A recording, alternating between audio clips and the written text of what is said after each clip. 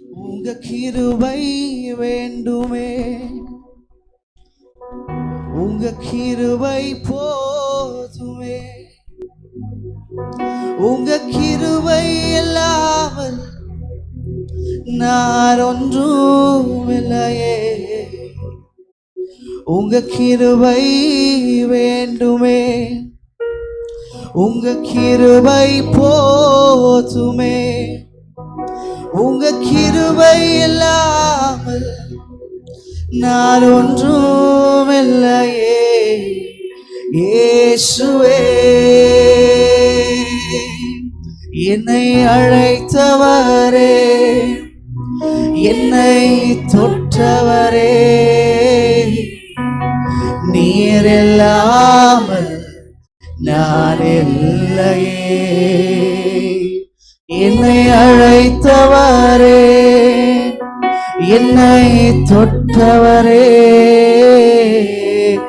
நீர் இல்லாமல் நான் இல்லையே. நான் வாழ்ந்தது உங்க கிருபை, நான் வளர்ந்ததும் உங்க கிருபை, என்னை உயர்த்தி வைத்தீரே கிருபையே. நான் வாழ்ந்தது உங்க கிருபை, நான் வளர்ந்ததும் உங்க கிருபை, என்னை உயர்த்தி வைத்தீரே கிருபையே. உங்க கிருபையை சத்தத்தை உயர்த்தி உள்ளத்தினால கிருபை கிருபை உங்க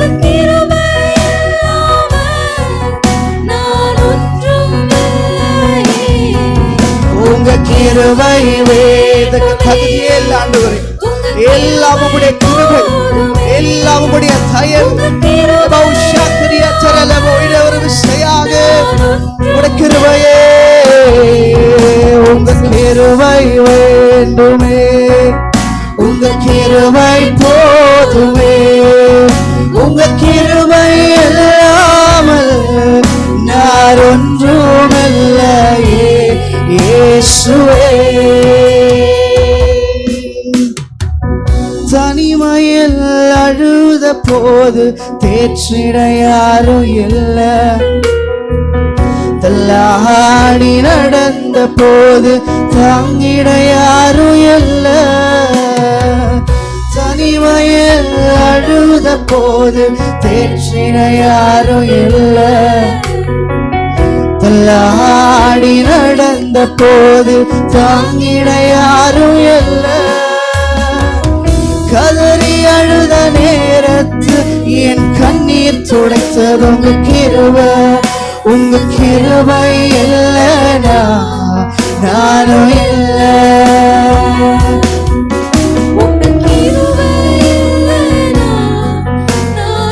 கதறி அழுத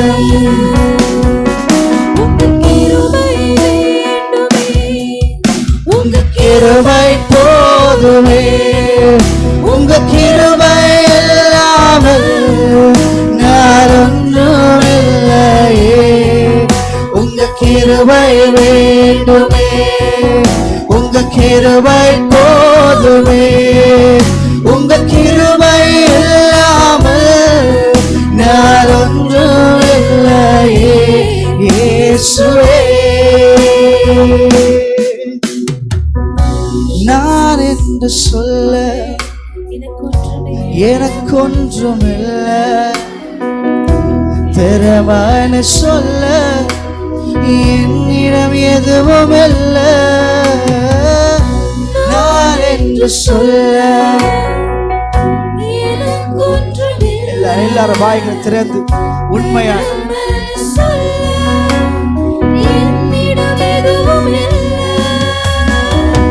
தகுதியெல்லாம் என்னை உயர்த்தினது உங்க கிருபை, தகுதியெல்லாம் என்னை உயர்த்தினது உங்க கிருபை, உங்க கிருபை இல்லைனா நானும் இல்லை, உங்க கிருபை இல்லைனா நானும் இல்லை. உங்க கிருபை வேண்டுமே, உங்க கிருபை போதுமே, உங்க கிருபை இல்லாமல் நான் ஒன்றும் இல்லையே. உங்க கிருபை வேண்டுமே, உங்க கிருபை போதுமே, உங்க கிருபை இல்லாமல் நான் ஒன்றும் இல்லையே இயேசுவே. ஹல்லேலூயா, ஹல்லேலூயா. எல்லாரும் கர்த்தருடைய பிரசன்னத்தில் உணர்ந்தவர்களாக எல்லா கரங்கள் உயர்த்தப்பட்டிருக்கட்டும், எல்லா கரங்கள் உயர்த்தப்பட்டிருக்கட்டும். ஆண்டவரே உடைய மகிமைக்காக உடைய பிரசனத்திற்காக நன்றி ஆண்டவரே. ஆண்டவரே எங்க மத்தியில் வருவதற்கு நாங்கள் பாத்திரவான் அல்ல ஆண்டவரே, நாங்கள் பாத்திரவான் அல்லப்பா ஆண்டவரே. நாங்கள் பாவிகளாய் இருந்த போதிலும் கர்த்தர் நீர் எங்களை தெரிந்தெடுத்து எங்களை அழைத்து எங்களை முன்குறித்து ஆண்டவரே. ஹல்லேலூயா, ஹல்லேலூயா, ஹல்லேலூயா, ஹல்லேலூயா, ஹல்லேலூயா, ஹல்லேலூயா. ரபௌஷா கரியத் அவரே உடைய பிரசனத்திற்காக நன்றி, உடைய பிரசனத்திற்காக நன்றி, உடைய பிரசனத்திற்காக நன்றி. ஹல்லேலூயா, ஹல்லேலூயா, ஹல்லேலூயா, ஹல்லேலூயா, ஹல்லேலூயா, ஹல்லேலூயா. உண்மையாகவே ஆண்டவர் மத்தியிலே ஆசீர்வாடி கொண்டிருக்கிறார். உணர்ந்தவர்களாக எல்லாரும் உண்மையாய் உண்மையாய் ஆண்டவர் யாரிடம் பேசவே மாட்டேன்னு சொல்லவே மாட்டார். ஆண்டவர் எல்லாரிடம் பேசுகிற தேவன், ஆண்டவர் எல்லாரிடம் பேசுகிற தேவன். ஒரே மக்கள் ஆண்டவரே அளவில்லாத பிரச்சனத்திற்காக நன்றி ஆண்டவரே, பிரச்சனத்திற்காக நன்றி அப்பா, பிரச்சனத்திற்காக நன்றி.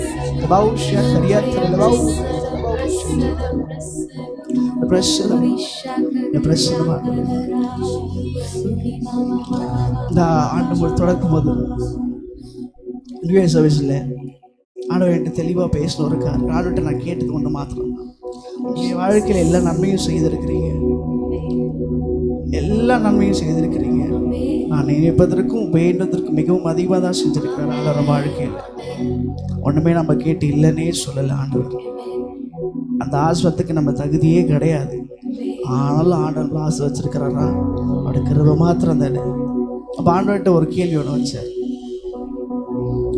நீ ஊழியம் பண்ணுற ஓடுற செய்கிற எல்லா காரியம் ஓகே தான், ஆனால் என்னுடைய சமூகத்தில் காத்திருக்கிறியா, என்னுடைய சமூகத்தில் காத்திருக்கிறியா? அவருடைய பிரச்சனத்தில் நம்ம உணர்றோமா? எவ்வளோ நாள் ஆச்சு அவனுடைய பிரச்சனத்தை நாம் உணர்றதே கிடையாது, அவனுடைய பிரச்சனத்தை ஒரு நாள் உணர்றதே கிடையாது. நமக்குள்ள ஒரு கேள்வி இருக்கும், சர்ச்சுக்கு வரும்போது மாத்திரம் எனக்கு அந்த பிரச்சனை எனக்கு உணரும், நான் வீட்டுக்கு போயிட்டா ஆனால் எனக்கு அந்த பிரச்சனையுமே இல்லை. அநேகருக்குள்ள இந்த கேள்விகள் இருக்கும். ஏனென்றால் அவனுடைய பிரச்சனை நம்மளை விட்டு எப்பயோ கடந்து போனது. ஆண்டவர் எனக்கு திட்டம் தெளிவாக பேசின ஒரு காரியம், யூஎஸ் சர்வீஸில் நான் 12 மணி ஆண்டவர் என்கிட்ட பேசின ஒரு காரியம் என்னன்னா, எனக்கு நிறைய பிள்ளைகிற ஒரு காரியம் என்னென்னா, நம்ம நினைப்பு மாத்திரம் தான் ஆண்டோட பிரச்சனை கூடவே இருக்கிறது. ஏன்னா நான் வாழ்க்கையில் நடந்துறதில்லை, ஒவ்வொரு ஆசீர்வாதம் நம்மளுக்கு கிடைச்சிறதில்லை. கிடைக்கிறப்பெல்லாம் ஆண்டவர் நம்ம கூட இருக்கிறார், எந்த கவலையும் கிடையாது. நமக்குள்ளவே நம்மளை ஏமாற்றி கொண்டிருக்கிறோம். அன்றைக்கு யோசேப்பு மரியாதை ஒரு காரியம் செய்தாங்க. என்ன செய்தாங்கன்னா, தேவாலயத்துக்கு ஆண்டவரை கூப்பிட்டு போகிறாங்க, ஆனால் ஆண்டவர் தொலைஞ்சிட்டாருன்னே தெரியாமல் போயிருக்கிறாங்க. ஆண்டவர் தொலைஞ்சிட்டாருன்னே தெரியாமல் போயிருக்கிறாங்க. எப்படி நான் பைபிளில் போட்டிருக்கோம், த டே வித்தவுட் டைம் இருக்கும். ஒரு நாள் ஃபுல்லாக ஆண்டவர் தொலைஞ்சதுனே தெரியாமல் இருக்கிறாங்க. இன்றைக்கி நான் எச்சரிக்கையாக சொல்கிறேன், உங்கள் வாழ்க்கையில் ஆண்டோடைய பிரச்சனத்தை இழந்து நிற்கிறோம். இந்த காலவில் ஆண்டவர் ஆங்கிள் ஒரு வார்த்தை அழகாக சொன்னார் ஆரம்பிக்கும் போது, ஆண்டவரோட ஒப்புரவாகுங்க, இதுதான் அந்த ரட்சணிய நாள். கரங்களை இந்த ஆண்டவர் நம்ம வாழ்க்கையில் எல்லா வாக்குத்தத்தங்களையும் கொடுப்பார், எல்லா ஆசீர்வாதத்தையும் கொடுத்துருவார். ஒரு நினச்சி வந்திருக்கலாம், ஆண்டவர் என் வாழ்க்கை இன்னைக்கு ஆண்டவர் எனக்கு ஆசீர்வாதம் வார்த்தைகளை பேசலாம் செய்யலாம் அப்படின்னு வந்திருக்கோம். ஆனால் ஆண்டவர் அவர் எதை செய்தாலும் நன்மைக்கு ஏதோவாய் செய்து முடிப்பார். காலையில் உணர்ந்தவர்களா கரைகளை உயர்த்து ஆண்டவரே, இந்த காலையோட பிரச்சனை வேணும் ஆண்டவரே. ஒரு பிரச்சனத்தை இழந்தவர்களாக நாங்கள் காணப்படுகிறோம் ஆண்டவரே. எங்களை ஒரு ருசியாக நிரப்புவீராக. முன்னெல்லாம் நம்ம கண்ணு மூடி ஜெபம் பண்ணாலே ஆண்டவர் நம்ம மத்தியில் இறங்குறதை நம்ம உணர முடியும். ஆனால் இன்றைக்கி மணிக்கணக்கு ஜெபம் பண்ணாலே நம்மளால் உணரவே முடியலையே. ஏனென்றால் நம்ம வாழ்க்கையில் நம்ம சேரலமாக நிறைய காரியங்கள் நம்முடைய வேலைக்கும் நம்முடைய குடும்பத்துக்கும் எல்லாமே பண்ணணும் தான், செய்யணும்னு கிடையாது. ஆனால் ஒன்று மாற்ற புரிந்து கொள்ளுங்கள், கர்த்தர் நம்ம வாழ்க்கை இல்லைன்னா இந்த ஆசீர்வாதத்துக்கு ஒரு அர்த்தமே இல்லாமல் போயிடும். காலை வேளையில் உணர்ந்தவர்களாக ஆண்டவரே நாங்கள் துதிக்கிறோம் அப்பா, நாங்கள் துதிக்கிறோம் ஆண்டவரே. எல்லா கரங்களையும் உயர்த்தி ஆண்டவரே காலை வேளையில் ஆண்டவரே உங்களுடைய பிரச்சனத்தை தான் நாங்கள் விரும்புகிறோம். ஆண்டவர் மோசேட்ட கேட்டதெல்லாம் ஒன்று தான்.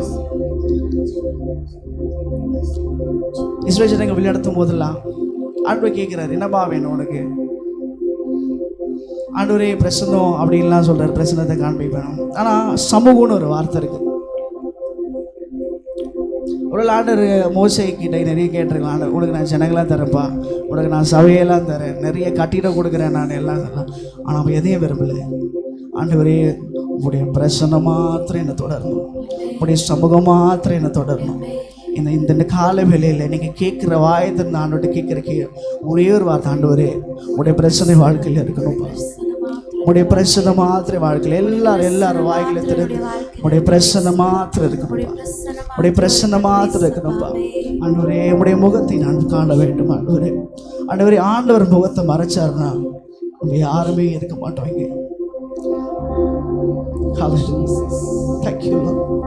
ஆண்டவரே உனக்கு நன்றி ஆண்டவரே. உடைய பிரசன்னத்தினால நிரப்புங்க ஆண்டவரே, உடைய பிரசன்னத்தினால நிரப்புங்கப்பா ஆண்டவரே, உடைய பிரசன்னத்தினால நிரப்புங்க ஆண்டவரே. ஹல்லேலூயா ஹல்லேலூயா ஹல்லேலூயா. லௌஷக்கனியா தரலபோ தேதரலபோ தேதரலபோ. நம்மளுக்கு 1000 அலுவலர்கள் இருந்தாலும் ஆண்டவரை நோக்கி பார்க்கும் பொழுது நிச்சயமாக இடத்துல ஆண்டவர் நம்ம தலை ஆசீர்வாதகிற போதுமானவராக இருக்கிறார்.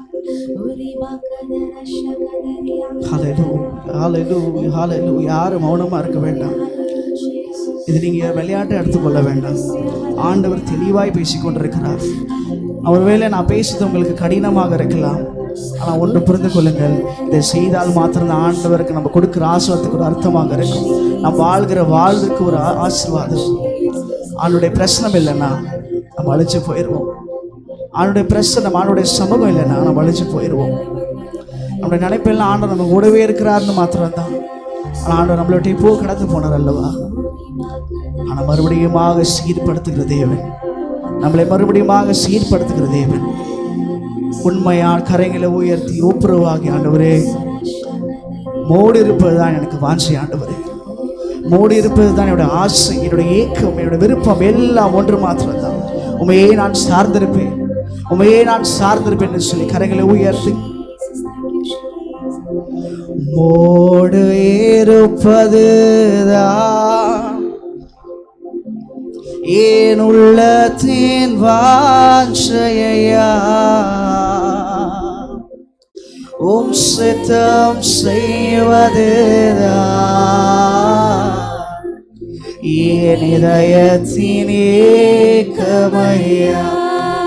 ஜெபமாக சொல்லுவா, உம்மோடு இருப்பதுதான் என் உள்ளத்தின் வாஞ்சையா, சித்தம் செய்வதுதான் என் இதயத்தின் ஏக்கமையா. ஏசையா உம்மைத்தானே என் முன்னே நிறுத்தியுள்ளே. ஏசையா உம்மைத்தானே என் முன்னே நிறுத்தியுள்ளே. உம்மோடு இருப்பதுதான் இருளத்தின் வாஞ்சையா, சித்தம் செய்வதுதான்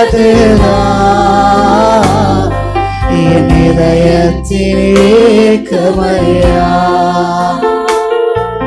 ஓம் சித்தம் செய்வதுதான் என் இதயத்தின் ஏக்கமையா. இந்த பாடம் எழுதுள்ள எல்லாருக்குமே தெரியும், ஃபாதர் பெர்க்மன்ஸ். இந்த பாட்டுக்கு பின்னாடி ஒரு பெரிய கதையே இருக்குது. இத்தனை பேர் தெரியும்னு எனக்கு தெரியும், நான் சொல்கிறேன் உங்களுக்கு. இந்த பாட்டு பாடும் போதெல்லாம் எனக்கு உள்ளத்தின் ஆழத்தில் அன்றுவரே இப்படியே பாடிட்டே போயிடலாமேன்னு இருக்கும். ஏன்னா இந்த பாட்டு எழுதும்போது ஃபாதர் பெர்க்மன்ஸ் சொல்லியிருப்பார், அவர் எக்ஸ்பீரியன்ஸ் என்ன, இந்த பாட்டு இந்த லிரிக்ஸ் மூடு இருப்பது தான் உள்ளத்தின் மாஜையல். எக்ஸ்பீரியன்ஸ் எப்படி இருக்கும்னா, சிங்கப்பூரில் ஒரு கான்ஃபரன்ஸில் கூப்பிட்டுருக்குறாங்க. அவர் போடும்போது எல்லா கான்ஃபரன்ஸ்லாம் முடிஞ்சிச்சு. ஓகே, லாஸ்ட் டே மீட்டிங் முடிச்சுட்டு இவங்க எல்லாம் லீஷர் ட்ரிப் போகலான்னு அப்படின்னு. சரி, ஓகே, எல்லாம் ஷாப்பிங் போகிறாங்க, எல்லாம் செய்கிறாங்க, எல்லாம் கிளம்பி போயிட்டாங்களாம். ஆனால் ஃபாதர் ஐயா மாத்திரம் என்ன பண்ணாரா, நான் வரலன்னு சொல்லிட்டாரான். அவர் ஏன் சொன்னார் அவருக்கே தெரியலையே, ஆனால் சொல்லிட்டாரான், நான் வரலன்னு சொல்லிட்டார். அப்போ ஆவியானவர் ஆறு மேலே இறங்கியிருக்கிறாரு, டோர் திறந்து வெளியில் ரோட்டில் நடந்திருக்கிறாரு. ஆண்டவரே, இந்த ஷாப்பிங்கை காட்டிலும், இந்த உலகத்தில் இருக்கிற காரியங்களை காட்டிலும், இந்த மீட்டிங்ஸை காட்டிலும், இந்த சபையில் இருக்க கூட்டத்தை காட்டிலும் எனக்கு உம்மோடு இருப்பது தான் எனக்கு வாஞ்சை, உம்மோடு இருப்பது தான் எனக்கு ஆசீர்வாதம். அப்படி தான் இந்த பாடல் பிறந்தது. நிறைய பேருக்கு இந்த பாட்டை பற்றி தெரியவே தெரியாது, ஆனால் உண்மையான அர்த்தம் இது தான். ஆண்டவரே, இது எல்லா மத்தியிலும் உம்மோடு தான் இருப்பேன், உம்மோடு தான் இருக்கதான் எனக்கு ஆசை என்று சொல்லி கரங்களை உயர்த்தி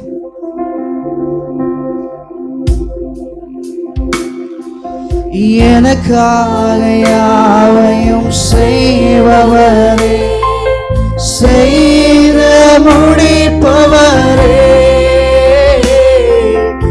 எனக்காக யாவையும் செய்பவரே, செய்த முடிப்பவரே,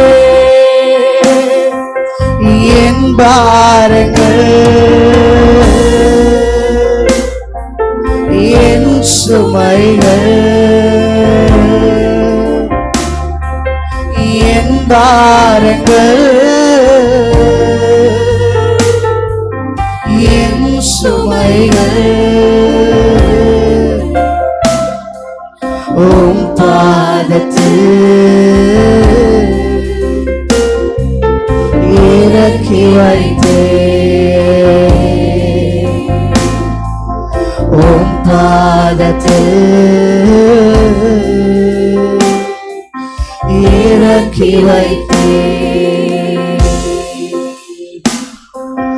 இயேசையா, உம்மை தாரே என் முன்னே நிறுத்தியுள்ளே. இயேசையா, உம்மை தாரே என் முன்னே நிறுத்தியுள்ளே. உம்மோடு இருப்பதுதான் உள்ளத்தில் வாஞ்சையா, உம் சித்தம் செய்வதுதான் என் இதயத்தின் ஏக்கமையா. உம் சித்தம் செய்வதுதான் என் இதயத்தின் ஏக்கமையா. துதியும் புகழும் ஸ்தோத்திரமும் தூயவருமக்கென்று. கரங்களை உயர்த்தி துதியும் புகழும் ஸ்தோத்திரமும் தூயவருமக்கென்று. ஏக குரலாய் ஆராதனை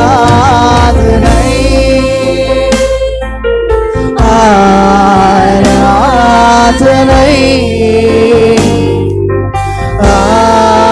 ஆராதனை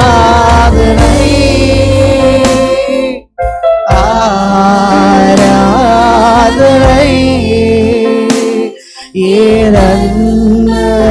ஏரன்னரேசுக்கே ஏரன்னரேசுக்கே.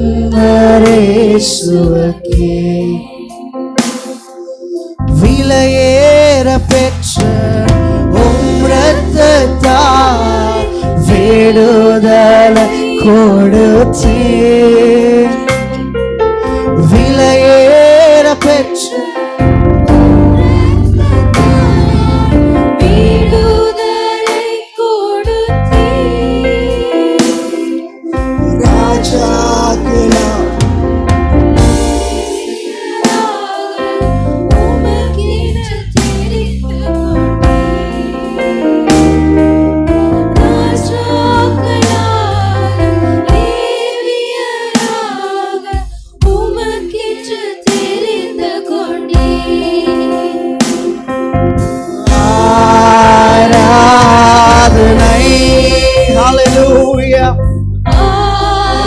உமக்கு நன்றி ஆண்டவரே. ஹல்லேலூயா. எல்லாரும் சத்தத்தை உயர்த்தி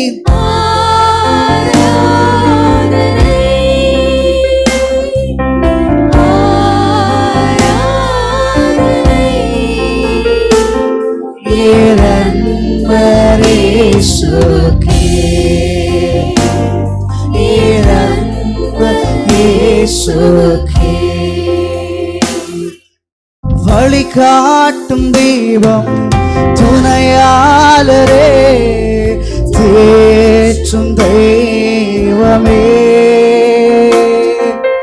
வழி காட்டும் தெய்வம் துணையாளரே தேற்றும் தெய்வமே அன்பால் பலத்தால் அனல் மூட்டும் ஐயா அபிஷேகநாதரே அன்பால் பலத்தால் அனல் மூட்டும் ஐயா அபிஷேகநாதரே. ஹல்லேலூயா. கரங்களை உயர்த்தி ஆராதனை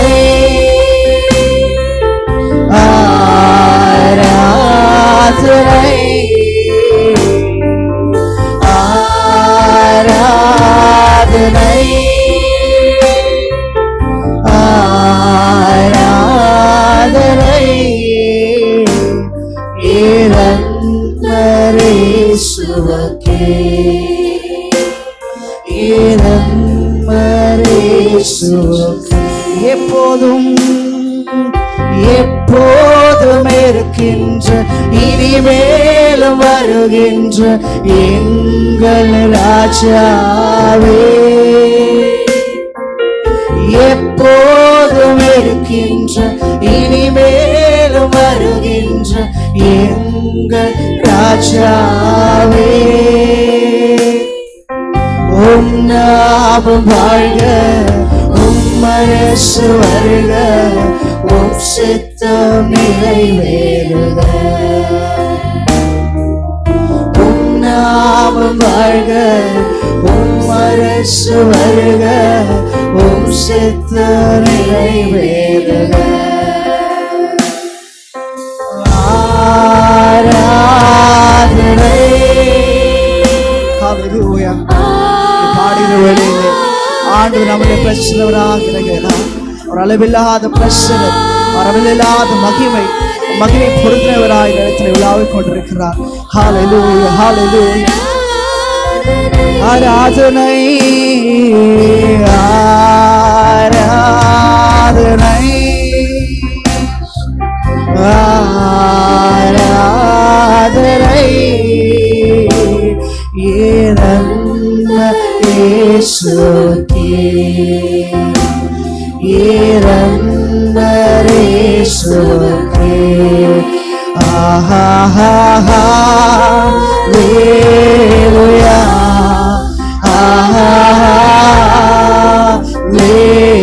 ஹல்லேலூயா ஹல்லேலூயா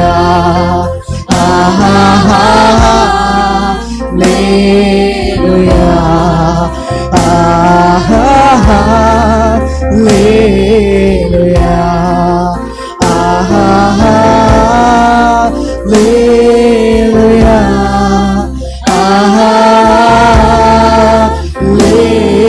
ஹல்லேலூயா ஹல்லேலூயா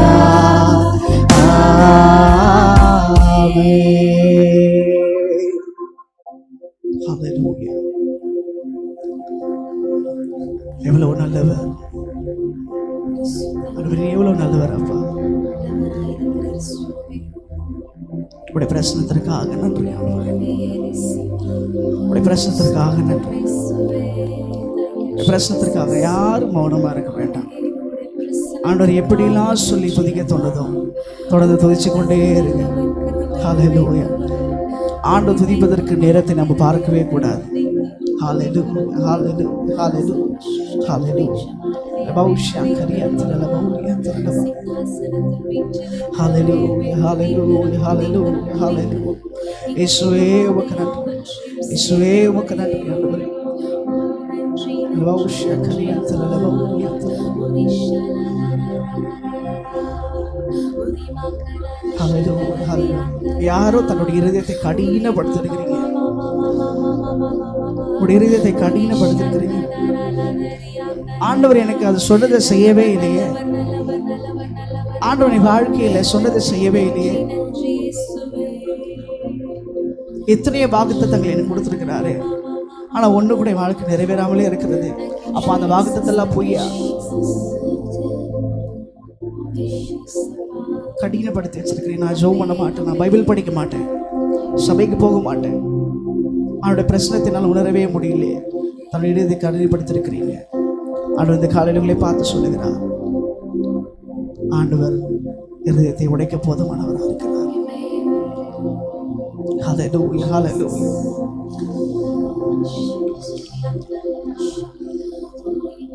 இந்த தேங்காவை எடுத்துக்கிட்டிங்கன்னா இப்போ நிறைய ப்ரொடெக்ஷன் இருக்கும். அது வெளியில் 2 லேயர் இருக்கா, வெளில சொரசொரப்பாக இருக்கும், அதுக்கு மேலே ஒரு ஓடு வரும், அதுக்குள்ளே தேங்காய் இருக்கும், அதுக்குள்ளே தான் தண்ணி இருக்கும். ஆனால் இந்த தேங்காய் ஏதோ ஒரு சமயத்தில் உடச்சி தான் ஆகணும். ஏதோ ஒரு சமயத்தில் உடச்சி தான் ஆகணும். நம்ம உடைக்காம விட்டோன்னு வச்சுக்கோங்களேன், நாற்றம் அடிக்கும். இந்த காலவில் ஆண்டவர் தெளிவாய் பேசிக்கொண்டிருக்கிறார். யாரோ உங்கள் இருதயத்தை கடினப்படுத்தி இருந்தால் இந்த நேரத்தில் கரங்களை உயர்த்தி, யாரும் பார்க்க வேண்டாம், யாரும் ஒரு விதத்தில் பார்க்க வேண்டாம், கரங்களை உயர்த்தி, ஆண்டவரே இருதயத்தை கடினப்படுத்திற ஆண்டவரே, இந்த காலவில் என்னுடைய இருதயத்தை ஒருக்குங்கப்பா. ஆண்டவரே நான் செய்தது தவறுதான் ஆண்டவரே, உடைய பிரச்சனத்தினால் உணர முடியலப்பா. ஆண்டவரே எத்தனையோ நன்மைகளை செய்திருக்கிறீர்கள், ஆனால் அந்த ஒரு சம்பவம் நடக்காதனால போயிட்டு நான் தூரம் போயிட்டேன். ஆண்டவரே மறுபடியுமாக என்னை சீர்படுத்தேன், ஒரு விஷயம் தாங்க என்று சொல்லி கரங்களை உயர்த்தி, ஆண்டவரே இந்த ஒரு விஷயம் என்னை கண்ணோக்கி பாருங்க ஆண்டவரே, இந்த ஒரு விஷயம் என்னை கண்ணோக்கி பாருங்கப்பா. என் இருதயத்தை நான் முழு தருகிறேன் ஆண்டவரே. கர்த்தர் என்னை சீர்படுத்த நீர் போதுமானவராக இருக்கிறீரப்பா. இந்த காலவேளையில உள்ளத்தினால் ஆண்டவரே அப்பா இருதயத்தை கடினப்படுத்தி என்னை ஒரு விஷயாக மன்னிங்க ஆண்டவரே. என்னை சீர்படுத்துவீராக, உமக்கென்று வாழ என்னை தெரிந்தெடுத்துக்கிறப்பா.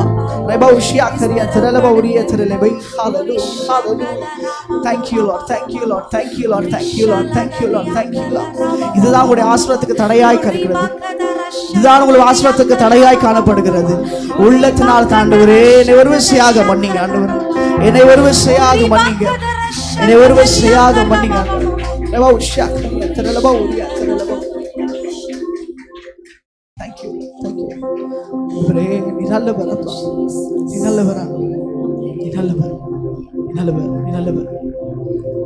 கைவிடப்பட்ட சூழலை காணப்படலாம், ஆசீர்வாதத்துக்கு அறிகுறியே இல்லாத ஒரு நிலைமை காணப்படலாம். ஆண்டவரே இந்த ஆசீர்வாதத்துக்குலாம் எனக்கு நான் தகுதி உள்ளவனா? எப்போ ஆண்டவரே நான் உயரத்தை பார்ப்பேன்? எப்போ ஆண்டவரே அந்த காரியத்தை பார்ப்பேன்? இதற்கு ஒரு வழியே இல்லையா? ஏக்கத்தோட கலக்கத்தோடு உட்கார்ந்து கொண்டு இருக்கிறீங்களா? ஹல்லேலூயா. எல்லா கரங்களை உயர்த்தி, ஆண்டவரே இதை குறித்து கவலைப்பட வேண்டாம், அவர் நம்மேல் கண்ணோக்கமா இருக்கிறார். அவருடைய கண்கள் நம்மை பார்த்து கொண்டிருக்கிறது, அவருடைய கண்கள் நம்மளை பார்த்து கொண்டிருக்கிறது. எதை குறித்து கவலைப்பட வேண்டாம். ஆண்டவர் நம்முடைய வாழ்க்கையில செய்கிற ஒவ்வொரு காரியம் வெளியில இருக்க கண்கள் பார்ப்பதல்ல, நாம் சொந்த கண்களாகவே நம்ம பார்ப்போம். பாலா ஷக்கரியா தரலபம். நீங்க எல்லாமே பார்த்து கொள்வீங்க, நீங்க எல்லாமே பார்த்து கொள்வீங்க, நீங்க எல்லாமே பார்த்து கொள்வீங்க, நீங்க எல்லாமே பார்த்து கொள்வீங்க. எல்லாமே பார்த்து ஒரு விசுவாசமாக நீங்க பார்த்து கொள்வீங்க ஆண்டவரே. நீங்க எல்லாமே பார்த்து கொள்வீங்க. நீங்க எல்லாமே பார்த்து கொள்வீங்க. நீங்க எல்லாமே பார்த்து கொள்வீங்க. நீங்க எல்லாமே பார்த்து கொள்வீங்க.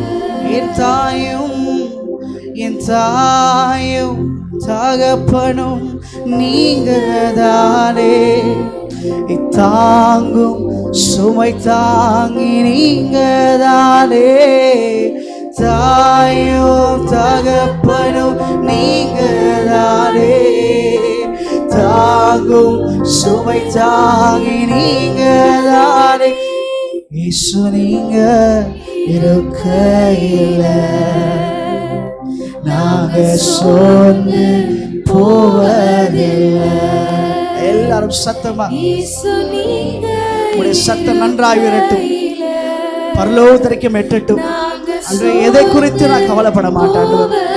நீங்க எல்லாமே பார்த்துக் கொள்வீங்க ஆண்டவரே.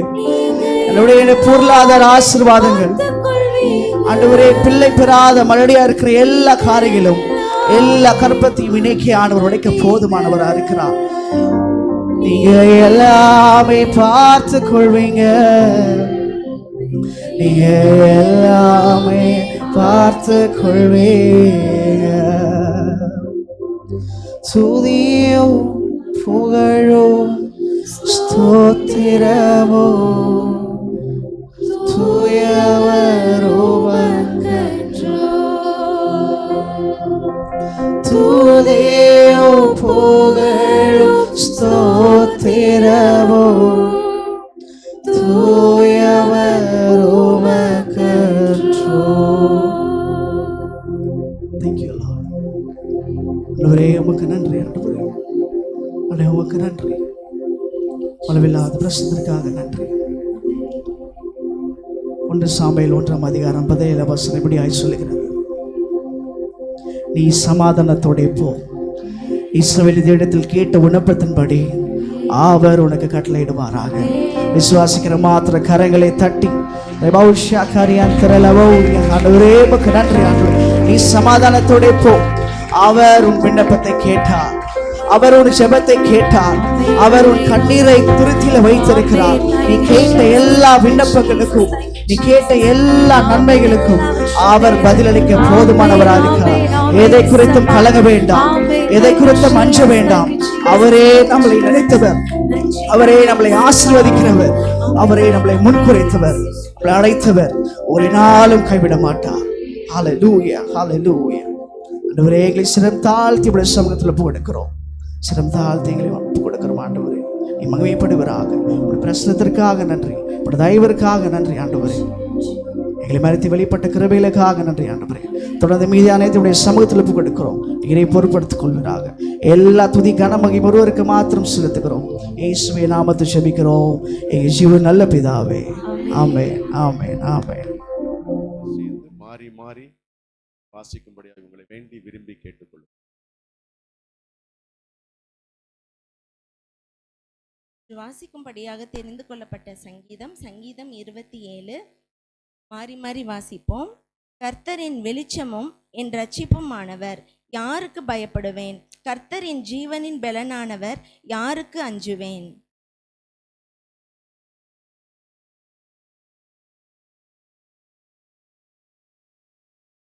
எனக்கு விரோதமாக ஒரு பாளையம் இறங்கினாலும் என் இருதயம் பயப்படாது. என்மேல் யுத்தம் எழும்பினாலும் இதிலே நான் நம்பிக்கையாயிருப்பேன்.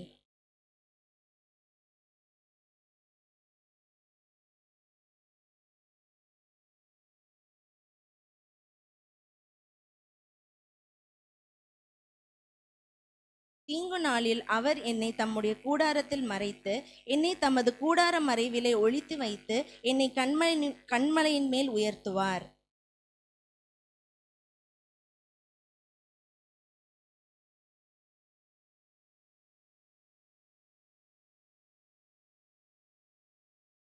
கர்த்தாவே, நான் கூப்பிடுகிற சத்தத்தை நீர் கேட்டு எனக்கு இறங்கி எனக்கு உத்தரவு அருளி செய்யும்.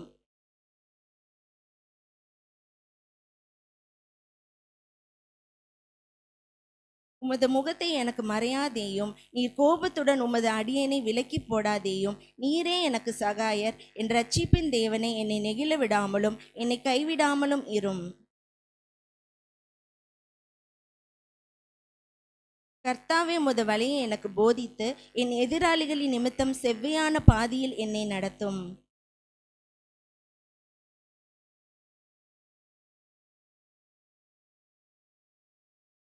நானோ ஜீவனுள்ளோர் தேசத்திலே கர்த்தருடைய நன்மையை காண்பேன் என்று விசுவாசியாதிருந்தால் கெட்டு போயிருப்பேன்.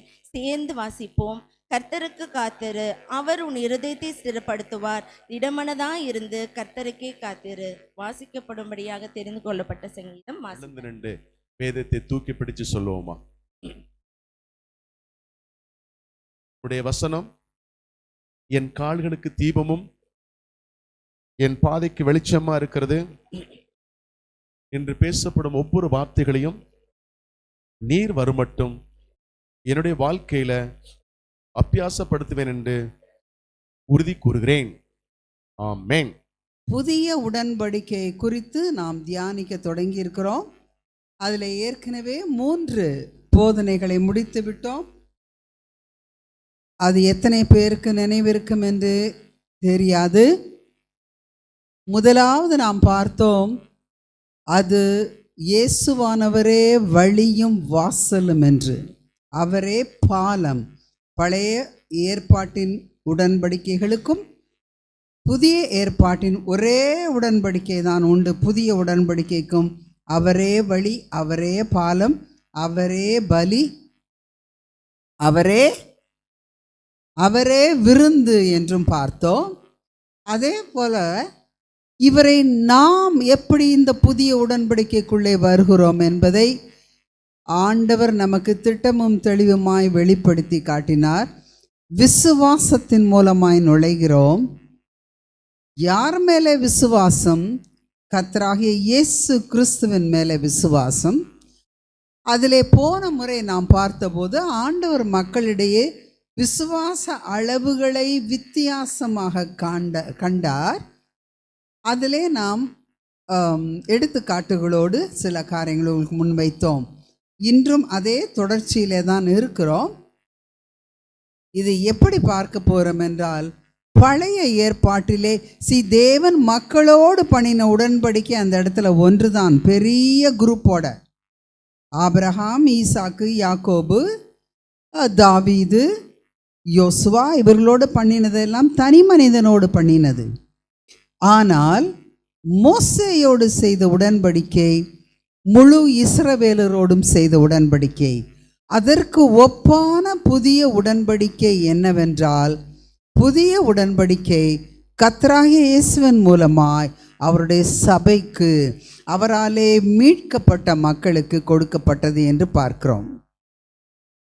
இந்த வசனத்திற்குள் செல்லும் முன்பதாக கர்த்தர் நம்முடைய இருதயங்களிலே பேசும்படியாய் ஒரு நிமிஷம் கண்களை மூடி அவரிடத்தில் ஒப்பு கொடுப்போம். எல்லா துதிக்கும் கனத்திற்கும் பாத்திரராகிய அன்பு தெய்வமே, உம்முடைய அருமையான பிரசன்னத்திற்காய் நன்றி செலுத்துகிறோம். ஆமாண்டவரே, நீர் இல்லை என்றால் நாங்கள் ஒன்றுமே இல்லை. உம்மை மாத்திரம் முன்னால் நிறுத்துகிறோம் கர்த்தாவே. அவர்கள் இயேசுவை தவிர வேறொருவரையும் காணவில்லை. நாங்கள் மனிதரை பார்க்க வேண்டாம் கர்த்தாவே, உம்மை மாத்திரம் நோக்கி பார்க்கட்டும். உம்முடைய மகா பெரிய பிரசன்னம் எல்லாருக்கும் பிரத்யட்சமாகட்டும். உம்முடைய வசனத்தின் மூலமாக எங்களோடு பேசும். எங்கள் இருதயத்தை விருத்த சேதனப்படுத்தும். எங்கள் செவிகளை விருத்த சேதனப்படுத்தும். ஆண்டவரே, உம்முடைய வார்த்தை ஜீவனையும் வல்லமையும் கொடுக்கிறது. எனவே உம்முடைய வார்த்தை எங்களுக்குள்ளாய் செல்லவில்லை என்றால் ஜீவன் வர வழி இல்லை. ஆசீர்வாதங்களையே நாங்கள் பார்த்து கொண்டிராதபடி உம்மை நோக்கி பார்க்க இவை எல்லாம் கூட கொடுக்கப்பட நாங்கள் பெற்றுக்கொள்ள கர்த்தர் சபை ஆயத்தப்படுத்துவீராக. உடைய பிரசன்னம் இருக்கட்டும் சுவாமி. நீர் எங்களோடு பேசும். கர்த்தராகிய இயேசுவின் விலையேறப்பெற்ற நல்ல நாமத்தில் ஜெபிக்கிறோம். ஆவியானவரே, கருகலான சத்தியங்களை நீர் விளங்க காட்டுவீராக. ஆமேன், ஆமேன். இப்போ முதலாவது, இது கொஞ்சம் இட்ஸ் அ டிஃபிகல்ட் மெசேஜ். ஆனால் கொஞ்சம் நீங்கள் என்னோடு கூட இருக்கும்படியாக உங்களை கேட்டுக்கொள்கிறேன். ஆண்டவர் என்னத்தை கொடுப்பாரு கிளியராக சொல்லிட்டார் ஆராதனையில். அதெல்லாம் பின்னால் தள்ளு. முதலாவது நம் முன் நிற்க வேண்டியது கர்த்தருடைய பிரசன்னம். ஆமேன், ஆமேன். அதை மாத்திரம் பார்த்தா போதும், நமக்கு மீதியெல்லாம் ஆட்டோமேட்டிக்காக வந்துடும். சரி, இப்போ இந்த புதிய உடன்படிக்கைக்கும் பழைய உடன்படிக்கைக்கும் அநேக வித்தியாசங்கள் உண்டு. நாம் ஏற்கனவே பார்த்தோம். பழைய உடன்படிக்கை, முதலாம் உடன்படிக்கை, சீனாய் உடன்படிக்கை, மோசையின் மூலமாக வந்த உடன்படிக்கை. புதிய உடன்படிக்கை, இரண்டாம் உடன்படிக்கை, கிறிஸ்துவின் மூலமாய் வந்த உடன்படிக்கை. இது மோசையின் மூலம் கொடுக்கப்பட்ட உடன்படிக்கை போல ஒரு கூட்டம் ஜனங்களுக்கு மாத்திரம் கொடுக்கப்படவில்லை. யார் யார் அவரை உலகம் முழுவதும் இருந்து விசுவாசிக்கிறார்களோ, என்ன விசுவாசிக்க வேண்டும்? இயேசுவானவர் தேவனுடைய குமாரன் என்று விசுவாசிக்கிறவனே உலகத்தை ஜெயிக்கிறவன். நம்முடைய விசுவாசமே உலகத்தை ஜெயிக்கிற ஜெயம். அப்போ இயேசுவானவர் தேவனுடைய குமாரன், அவருடைய நாமத்தின் மேல் விசுவாசமாய் இருக்கிறேன், அவர் எனக்காய் பலியானார், எல்லா என்னுடைய பாவங்களையும் ஏற்றுக்கொண்டார். அப்போ அந்த விசுவாசம்தான் நமக்கு முக்கியமானது. அவர் எனக்கு நித்திய ஜீவனை வாக்கு கொடுத்திருக்கிறார். ஆமேன், ஆமேன். ஏனென்றால் மற்ற எல்லா காரியங்களும் இந்த வாழ்க்கையோடு முடிய போகிறது. எல்லா ஆசீர்வாதமும் ஆத்துமாவை ஜீவனுக்கு கொண்டு போய் சேர்ப்பது நம்முடைய விசுவாசம் மாத்திரமே. ஆமேன். அப்போ நீங்க என்ன விசுவாசிக்கிறீங்க? இயேசுவானவரை விசுவாசிக்கிறேன், அவர் தேவகுமாரன் என்று விசுவாசிக்கிறேன், அவர் என் பாவத்திற்கு கொடுக்கப்பட்ட பலி என்று விசுவாசிக்கிறேன், அவர் எனக்கு நித்திய ஜீவனை கொடுக்கிறவர், இம்மையிலே நூறத்தனையாகவும் மறுமையிலே நித்திய ஜீவனையும் கொடுக்கிறவர் என்று விசுவாசிக்கிறேன். அதுதான் நம்முடைய விசுவாசம். ஆமாம், கிறிஸ்தவங்கள் ஆனோன்னு சொன்னாங்க, நாங்கள் ஆனோம், ஆண்டவர் வீடு கொடுத்தாரு, வாசல் கொடுத்தாரு. No, I would like to place an emphatic no. என்னென்னா, அது கிறிஸ்துவை பின்பற்றுறதுனால வரணும்னு அவசியம் இல்லை. வீடு, வாசல், காரு, பங்களோ அஞ்ஞானிக்கும் வருதே. அஞ்ஞானி நிறையவே வச்சுருக்குறாங்களே. அப்போது கிறிஸ்துவை பற்றுவதனால எனக்கு கிடைக்கிற ஒரு வேல்யூபிள் கிஃப்ட் என்னன்னா, கர்த்தருடைய பிரசன்னம் இப்போதும் நித்தியத்திலும். ஆமேன். அதனால என் ஆத்துமா ரட்சிக்கப்பட்டிருக்கிறது. அதனால தான் இன்றைக்கு தலைப்பை இவ்வளவு பெரிதான ரட்சிப்பு என்று நான் வைக்க கர்த்தர் எனக்கு போதித்தார். ஆமேன். இவ்வளவு பெரிதான ரட்சிப்பு. இந்த ரட்சிப்புக்கு ஒரே ஒரு வசனத்தை நம்ம ஆதாரமாக வைத்து கொள்ளலாம். 1 தீமோத்தேயு 1:15, பாவிகளை ரட்சிக்க கிறிஸ்து இயேசு உலகத்தில் வந்தார் என்கிற வார்த்தை உண்மையும் எல்லா அங்கீகரிப்புக்கும் பாத்திரமானது. அவர்களில் என்ன பிரதான பாவம் செய்தான் பவுல்? என பிலிப்பியர் 3 தெளிவா பவுல் சொல்றாரு, நான் நியாய பிரமாணத்தின்படி குற்றம் சாட்டப்படாதவன் என்று. அவர் செய்த பிரதான பாவம் என கிறிஸ்து சபையை துன்பப்படுத்தினான். அப்போ இதுதான் நம்முடைய விசுவாசம். ஒரு லைன்ல, பாவிகளை ரட்சிக்க, என்னை ரட்சிக்க கிறிஸ்து இயேசு உலகத்தில் வந்தார். ரைட். அப்படின்னா ரட்சிப்புனா என்ன? நம்ம அதை ஒருத்தட்ட சொல்றோம், கர்த்தரை அறியாதவங்ககிட்ட. ரட்சிப்புனா என்ன? அது எனக்கு தெரியாதுப்பா, என்னமோ ரட்சிப்புன்னு சொன்னாங்க. அப்படிதானா? சொல்லுங்க பார்ப்போம். ரட்சிப்பு ஒருத்தர்கிட்ட சொல்றோம், உனக்கும் எனக்கு என்னப்பா வித்தியாசம்? நான் கிறிஸ்துவால ரட்சிக்கப்பட்டிருக்கிறேன். என்ன அது? அப்படின்னா என்ன அது? எனக்கு தெரியாது, சர்ச்சில் சொல்லுவாங்க. 3 காரியங்களை நான் உங்கள் முன்பு வைக்க கர்த்தர் எனக்கு டீச் பண்ணார். என்னன்னா, ரட்சிப்பு என்பதற்கு சரியான ஒரு பத அர்த்தம் ரிடெம்ஷன், சால்வேஷன் என்று சொல்லுகிறோம். இந்த சால்வேஷனுக்கு ரிடெம்ஷன் என்பது ஈக்குவலண்ட், மீட்பு.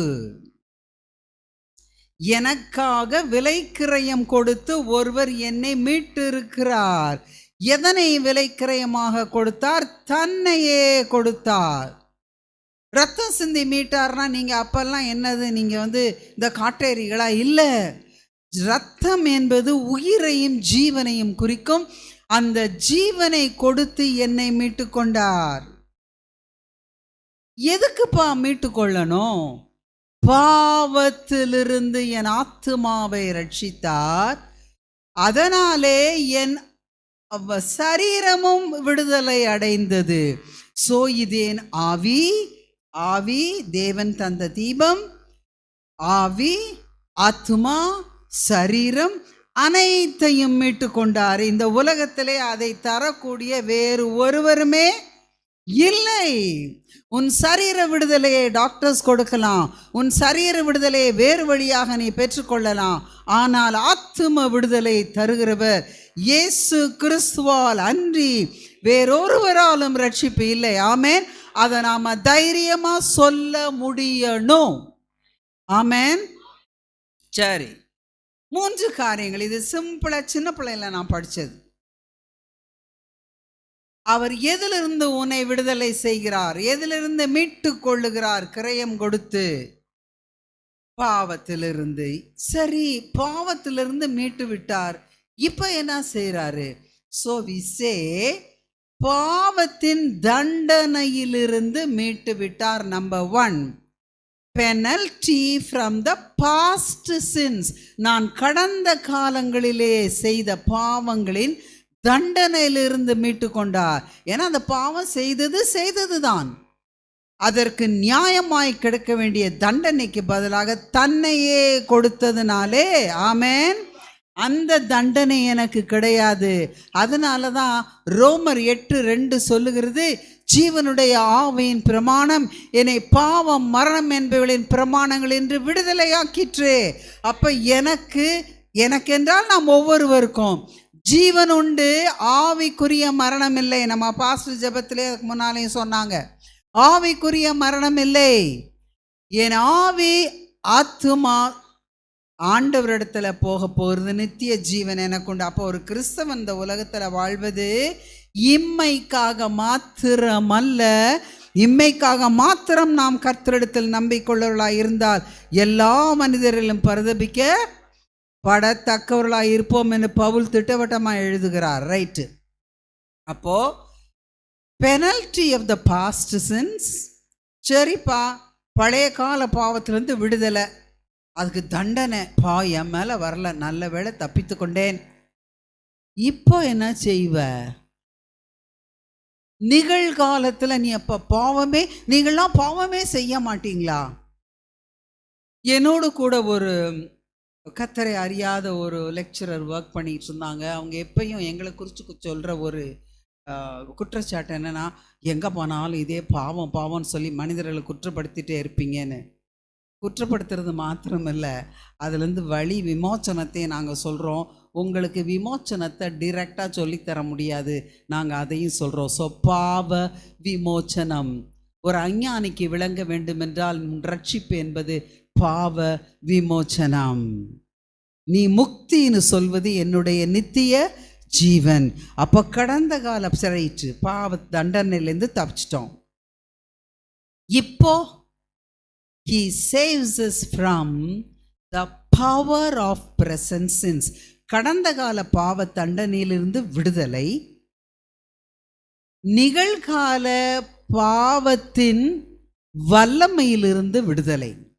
அப்போ நான் எந்தெந்த காரியங்களை செய்து கொண்டே இருந்தேனோ, புதிய உடன்படிக்கைக்குள்ளாய் நான் வந்த பிறகு அந்த பழைய மனுஷனை களைந்து போட்டு, நீங்க வீட்டில் போய் வாசிங்க, எபேசியர் 3 பழைய மனிதனை களைந்து போட்டு புதிதான ஆவியுள்ளவர்களாகி கிறிஸ்து கொடுத்த புதிய மனுஷனை தரித்து கொள்ளுங்கள். ஆமென். ரோமர் 13 கடைசி வசனத்துல கிறிஸ்துவை தரித்து கொள்ளுங்கள். அப்போ இந்த நிகழ்காலத்திலே நான் நடமாடும் போது மக்கள் என்னை பார்க்கும்போது கிறிஸ்துவை பார்க்க வேண்டும். நீ முதலையும் அப்படிதான் இருந்த, என்னமோ ரட்சிக்கப்பட்டேன்னு சொல்ற, இப்பயும் அப்படியே தான் இருக்க, என்னப்பா வித்தியாசம்? அதுக்கு எதுக்கு எங்களையும் வந்து நீ மாத்துற? சரியா? கேட்பாங்களா? கேட்க மாட்டாங்க. அப்படியே இருந்துட்டு போறேன், இது என்ன? அதனால மனிதர் என் வாழ்விலே கிறிஸ்து இருப்பதை, நான் கிறிஸ்துவை தரித்து கொண்டு இருப்பதை பார்க்க வேண்டும். ஆமென். நான் வேணா அந்த வசனத்தை உங்களுக்கு சொல்லிடுறேன். எபேசியர் 3ஆம் அதிகாரம், எபேசியர் 3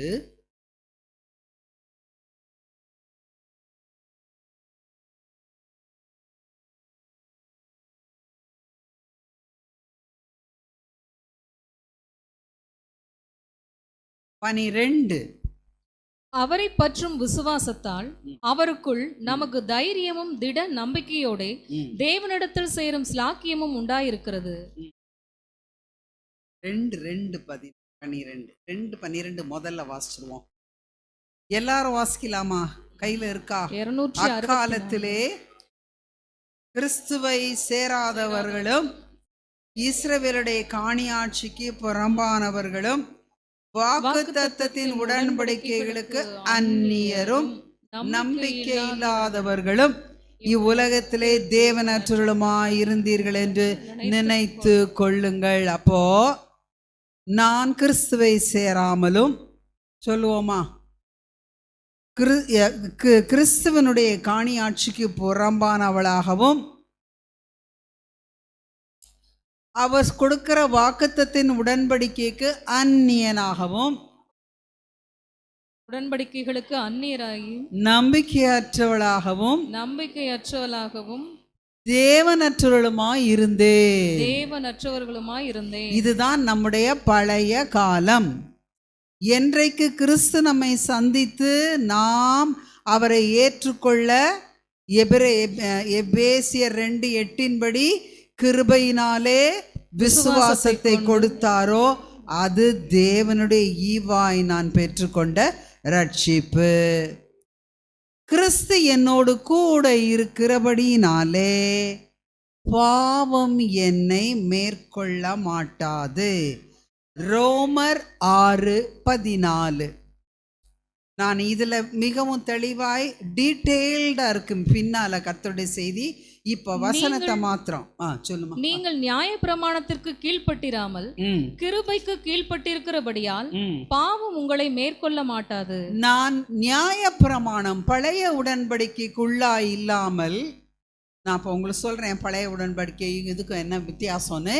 புதிய உடன்படிக்கைக்குள்ளாக மாறினபடியினாலே, கிறிஸ்துவினாலே மாற்றப்பட்டபடியினாலே என்ன பார்க்கிறோம்? வசனம் என்ன சொல்லுது? பாவம் என்னை மேற்கொள்ள முடியாது. அப்போ Christ redeems me, saves me from the power of present sins. Penalty of past sin, power of present sins. அது எப்படி நீ வெளியே காட்டுவ? எபேசியர் நான் உங்களுக்கு சொன்னது 4ஆம் அதிகாரம் 22 24 வசனங்கள். எபேசியர் 4:22 முதல் 24. அந்தபடி முந்தின நடக்கைக்குரிய மோசம் போக்கும் இச்சைகளாலே கெட்டுப்போகிற பழைய மனுஷனை நீங்கள் களைந்து போட்டு, என்னை மோசம் போக்கின இச்சைகளாலே கெட்டு போன பழைய மனுஷனை நான் களைந்து போட்டுனா, அப்படியே அந்த ட்ரெஸ்ஸை எடுத்துட்டு கிறிஸ்து கொடுக்கிற ரட்சிப்பின் வஸ்திரத்தை தரித்து கொள்ள வேண்டும். அப்ப என்னை பார்க்கிறவர்கள் கிறிஸ்துவை கட்டாயமாக என்னிலே. ஆமென், ஆமென். அடுத்தது என்ன சொல்லுது? அடுத்த உங்கள் உள்ளத்திலே புதிதான ஆவி உள்ளவர்களாகி. எல்லாத்தையும் நம்ம விளக்குறோம் பின்னால. புதிதான ஆவி, முதல்ல பழைய மனுஷனை களைந்து போடு. அடுத்தது உள்ளத்திலே, என் இருதயத்திலே, என் ஆவியிலே. Faith is a heart matter. It is a spirit matter. என் ஆவியிலே புதிதாக வேண்டும். அதுக்கும் நம்ம வசனம் கொடுத்து விளக்க போறோம். அப்புறம் அடுத்த வசனமா, மெய்யான நீதியிலும் பரிசுத்தத்திலும் தேவனுடைய சாயலாக சிருஷ்டிக்கப்பட்ட புதிய மனுஷனை தரித்து கொள்ளுங்கள். புதிய மனுஷனாகிய கிறிஸ்துவை நான் தரித்து கொள்ள வேண்டும். ரைட்டு, சரி. பிரசன்ட்ல இருந்து தப்பிச்சிருக்கோமா? நம்ம பழைய காரியங்களை திருப்பி திருப்பி செய்யறோமா? பாஸ்டர் ஒருத்தர் தான் இல்லைன்னு சொல்றாரு. நிறைய காரியங்களிலிருந்து விடுபட்டிருக்க வேண்டும். அப்படி நாம் பழைய மனுஷனிலே இன்னும் பிடிக்கப்பட்டிருந்தா, ஆண்டவரே நீங்க உடைய பிரசன்னத்தினால எனக்கு இதன் மேல வெற்றி கொடுங்க. ஆமென். சின்ன சின்ன காரியமானாலும் சரி, புறங்கூறுதல், பொய்யான சாட்சி, களியாட்டு, வெறி, துன்மார்க்கம், காமவிகாரம், அதெல்லாம் ஒண்ணுமே இந்த பேர் முதலாய் உங்களுக்குள்ளே சொல்லப்படவும் கூடாது என்று வேதம் திட்டமாய் சொல்லுகிறது. எல்லாவற்றுக்கும் மேலாக நாம் ஏற்கனவே சொல்லி இருக்கிறோம், விக்கிரக ஆராதனையான பொருளாசை இருக்கவே கூடாது. என் ஆசையெல்லாம் நீர்தானையான்னு ஃபாதர் பாடுவார். ரொம்ப சந்தோஷமா இருந்துச்சு. இன்னைக்கு நீங்கள் அந்த பழைய பாடல்களை தம்பி திருப்பி கொண்டு வந்தது. ஆசையெல்லாம் நீர்தானையா, என் தேவையெல்லாம் நீர்தானையா. அப்படியான நிலைமைக்குள்ளே நாம் வாழ வேண்டியது கர்த்தருடைய சித்தம். அதுக்கு பேர் தான் பரிசுத்தம் அடைதல். நீங்கள் பரிசுத்தம் உள்ளவர்களாய் இருக்க வேண்டும் என்பதே உங்களை குறித்து தேவனுடைய சித்தமாயிருக்கிறது. 1 தெசலோனிக்கேயர். ரைட்டு. அப்போ இந்த புதிய மனுஷனை சரி நானே போட்டுக்கிறதா? எப்படி இது சாத்தியமாகும்? ஆண்டவர் நம்மை படுகுழி உளையான சேற்றிலிருந்து தூக்கி, சரிப்பா தூக்கி எடுத்துட்டேன், உன்னை மேலே போட்டுட்டேன், நீ என்னமோ பிழைச்சிக்க சொல்லலை. உளையான சேற்றிலிருந்து தூக்கி எடுத்து அடிகளை உறுதிப்படுத்தி கன்மலையின் மேல் நிறுத்துகிற தேவன், அதோடு விட்டுறாம புது பாட்டை கொடுக்கிற தேவன். என்னுடைய பழைய காலம், பழைய வேதனை, பழைய புலம்பல், பழைய தவிப்பு, பழைய கெட்ட வார்த்தைன்னு சொன்னாக்கா கரெக்டாக நான் கற்றுக்கொண்டது, any word that is unproductive. எந்த வார்த்தையும் தேவனுடைய சமூகத்திலே பிரயோஜனப்படாத வார்த்தைகளை பேசக்கூடாது. அது நான் ரொம்ப சின்னதாக ஒரு காரியம் சொல்கிறேன், நீங்கள் ஏற்றுக்கொண்டாலும் சரி. நான் தொடர காரியம் எதுவுமே விளங்கலை அப்படின்னு நம்ம சொல்லவே கூடாது. நான் சொன்னதே இல்லை, சின்ன பிள்ளையிலிருந்து படிப்பிக்கப்பட்டேன். கர்த்தருக்குள்ளாய் நான் செய்கிற காரியங்கள் அவருக்கு பிரியமாயிருந்தால் எல்லாவற்றிலும் ஜெயம் கொடுக்கிற தேவன். ஆமென். உங்க வாழ்க்கையில முற்றிலும் ஜெயம் வேணுமா? அப்படித்தான் ஜீவிக்க வேண்டும். உன் வாயிலிருந்து கெட்ட வார்த்தை ஒன்றும் புறப்பட வேண்டாம் என்றால் தூஷண வார்த்தையும் புறப்படக்கூடாது. நம்ம பாசம் நிறைய தடவை சொல்லுவாங்க, நீ விளங்க மாட்ட அப்படி. No no no no no no. பிரயோஜனம் இல்லாத எந்த வார்த்தைகளும் நாம் பேசக்கூடாது. ஆமென். சரி, அதெல்லாம் தான் அந்த புதிய மனுஷன். இது 1-2 எக்ஸாம்பிள் கர்த்தர் உங்களுக்கு விளக்கி காட்டுவார். வீட்டில் போய் உட்காந்து தியானிங்க. ரைட்டு. இது எப்படி இந்த புதிதான ஆவி எனக்குள்ளே கிரியை செய்வார்? அப்போ ஆண்டவர் நமக்கு யாரை கொடுத்துட்டு போறாராம், அதில் தான் நம்ம வரோம். முதல்ல இருந்து இந்த புதிய உடன்படிக்கையின் முக்கியமான சாராம்சங்கள் என்ன? நம்பர் 1, தேவனுக்கும் எனக்கும் புதிய உறவு ஏற்படுகிறது. அந்த பாலம் பரிசுத்தமுள்ள தேவனுடைய குமாரனாகிய இயேசு கிறிஸ்து. யாக்கோபு ஒரு ஏணிய பார்த்தாரு தானே? பார்த்தாரா பார்க்கலையா? பார்த்தாரு. அந்த ஏணி இப்ப நமக்கு யாரு? கர்த்தராகிய இயேசு கிறிஸ்து அவர் மூலமா தான் நான் ஏறெடுக்கிற எல்லா ஜெபமும் மேலே போனோம். இயேசு கிறிஸ்துவின் நாமத்தினாலே என்னப்பா வேண்டிக் கொள்ளுகிறோம். ஆமென். அவருடைய புண்ணியங்களின் நிமித்தம் எங்க பாட்டிமா சொல்லுவாங்க, இயேசு கிறிஸ்துவின் புண்ணியங்களின் நிமித்தம் எங்கள் ஜெபத்தை ஏற்றுக்கொள்ளும் என்று. அவருடைய புண்ணியங்களின் நிமித்தம் என் ஜெபத்திற்கு பதில் வருகிறது. ஆமென், ஆமென். சரி, அப்போ முதலாவது புதிய உறவு. இரண்டாவது, நாம் ஏற்கனவே சொன்னபடி பாவம் தண்டனையிலிருந்து விடுதலை, பாவ வல்லமையிலிருந்து விடுதலை. வருங்காலங்களிலே பாவத்தின் பிரசன்னத்திலிருந்தே விடுதலை. நித்தியத்திலே பாவத்துக்கு இடமே கிடையாது. எனவே the presence of future sins, penalty of past sins, power of present sins, presence of future sins. நான் பாவமில்லாத இடத்திலே கர்த்தர் என்னை கொண்டு வாழ வைக்க போகிறார். ஆமென். அது எவ்வளோ பெரிய காரியம். ஆமாவா இல்லையா? ஆமா. கொஞ்சம் உங்கள் கண்களை கர்த்தருக்கு நேராக ஏறெடுப்போம். பேதுரு சுற்றி பார்த்தபோது அமிழ்ந்து போகிறேன் என்று சொன்னான். ஆமென். அவரை நோக்கி பார்த்து பிரகாசம். கொஞ்சம் எல்லாத்துலேருந்து லிஃப்ட் பண்ணிடணும் நம்ம ஐஸை. சரியா? அப்போ இரண்டாவது மன்னிக்கப்பட்ட மீட்பின் வாழ்க்கை. ஆமென்.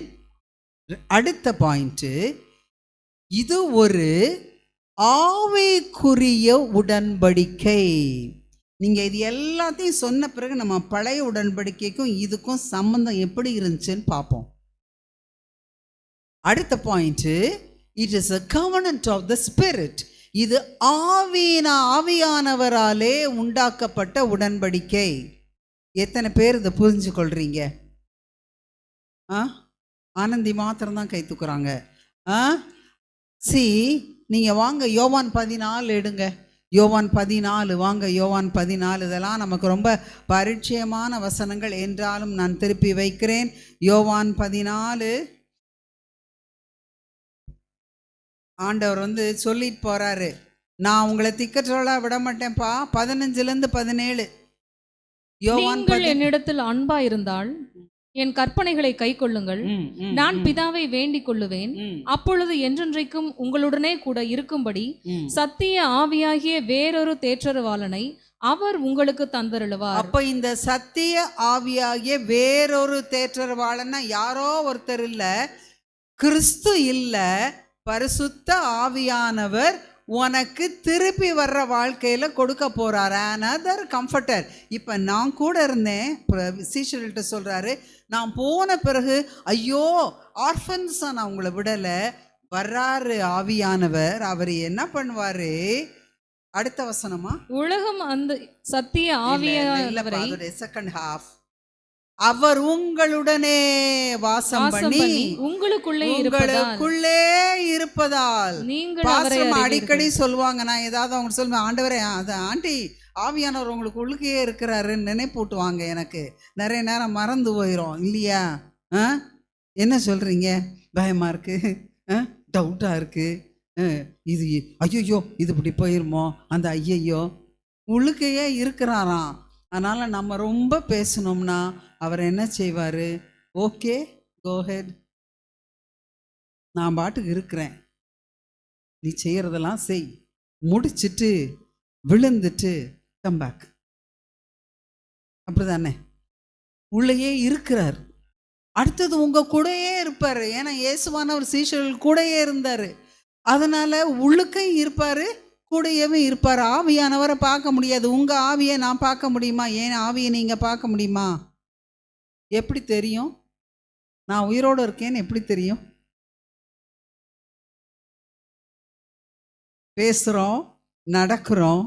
அதனால தான் சொல்றோம், இந்த புதிதுள்ள ஆவியானவர் உள்ள போகும்போது என்னுடைய நடக்கை கிறிஸ்துவை காட்ட வேண்டும். இல்லைன்னா நான் ஆவியானவர் எனக்குள்ளே இருக்காருன்னு எங்கே போய் சொன்னாலும் நோபடி வில் பிலீவ். அப்பாடி உனக்குள்ளே இருக்கிற இந்த ஆவி எங்களுக்கு வேண்டாம் சாமி, பயங்கரமான சண்டை போடுற ஆவி சொல்லுவாங்களா? சி ஐ டோன்ட் நோ, நாங்கள்லாம் எங்கள் கூடவே அந்த கிறிஸ்தவர் அல்லாதவர்களோட நாங்கள் வேலை பார்த்துருக்கோம் வருஷ கணக்கா. Real forced content. வசனமும் ஆண்டவருடைய பிரசன்னமும் இல்லைன்னு சொன்னால் அட் எனி டைம் அது எங்கள் கூட எங்கள் ஓன் டிபார்ட்மெண்ட்டில் ஒரு பயங்கரமான பேர் வழி இருந்தது. எஸ், என்னுடைய ஜூனியர்ஸ் சொல்லுவாங்க, மிஸ் இந்த கேள்விக்கு அர்த்தம் சொல்லி கொடுத்துருங்க அப்படின்வாங்க. அப்போது அப்படி தெரிந்தாதான் கண்டென்ட் பண்ண முடியும் பிசாசானவனை, இல்லையா? கடைசியில் நாங்கள் என்னத்துக்கு சொல்லிடுவோம், ஏப்பா நீ அதனால தான் ஒரு கிறிஸ்தவ கல்லூரியில் வேலை செய்கிற, அதனால் கொஞ்சம் கண்ணை திறந்து அப்படி கொஞ்சம் நீ பார்த்தினா நல்லாயிருக்கும் அப்படின்றவோம். மற்றபடி எங்களை பார்த்துக்க, சரிதானா? அப்போ ஒழுங்காக இருந்தால் தான் சொல்ல முடியும், எங்களை பார்த்துக்க, ரைட்? அப்போ இந்த ஆவியானவர் எனக்குள்ளே இருக்கிறார், என்னோடு கூடவே இருக்கிறார். எது வரைக்கும்? யோர்தானை தாண்டி கானானின் எல்லை வரைக்கும் மன்னாவை அனுபவித்தார்கள். ஆமென். அவருடைய வார்த்தையும் ஆவியானுடைய பிரசன்னமும் கடைசி வரைக்கும் நம்ம கூட இருக்கும். ஆமென், ஆமென். இன்னும் கொஞ்சம் pastor, how long can I take? நீங்கள் அதை சொல்லிடுங்க எனக்கு, ஏன்னா நான் இன்னும் ரொம்ப வெளிப்பிரகாரத்துக்கும் வெளியே தான் இருக்கேன். இன்னும் 10 more minutes. ஓகே. அப்போ இது it's a covenant of the spirit. சரியா?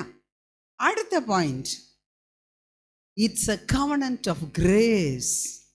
கிருபையின் உடன்படிக்கை. இதை அப்படியே நம்ம பழைய உடன்படிக்கை கூட கம்பேர் பண்ணி மேபி அவ்வளோதான் முடிக்க முடியும் நான் நினைக்கிறேன். நான் நிறைய உள்ள வச்சுருக்கேன், மேபி நிறைய நேரம் நிறைய நாட்கள் போக வேண்டியிருக்கோம். அப்போது இது கவனன்ட் ஆஃப் கிரேஸ். என்ன?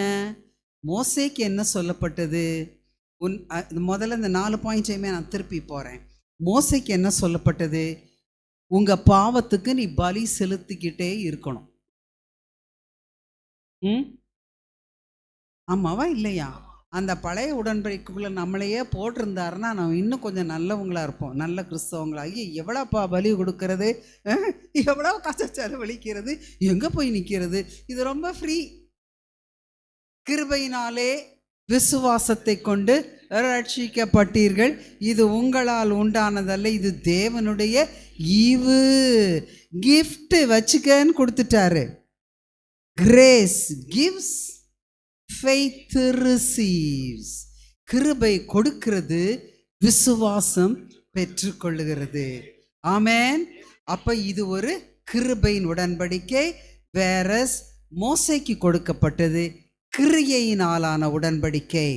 அந்த யாத்ராகம் 20 நீங்க வாசிச்சா தெரியும். இப்ப நம்ம வாசிக்க போறது இல்ல. என்னிடத்தில் அன்பு கூர்ந்து என் கற்பனைகளை கைக்கொள்ளுகிறவர்களுக்கு 1000 தலைமுறை வரைக்கும் இரக்கம் செய்கிறவராக இருக்கிறேன். இரக்கம் என்றால் எனக்கு வரவேண்டிய பாவத்தின் தண்டனை வராமல் குறைக்கப்பட்டது.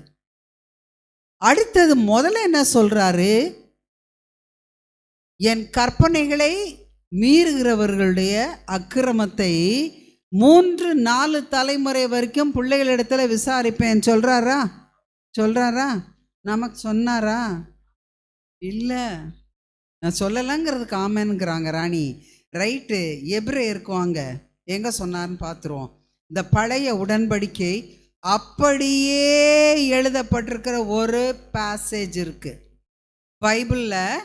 புதிய உடன்படிக்கையை, பழைய உடன்படிக்கையை புதிய உடன்படிக்கையாய் எழுதப்பட்டிருக்கிற பேசேஜ். கமான், எபிரேயர்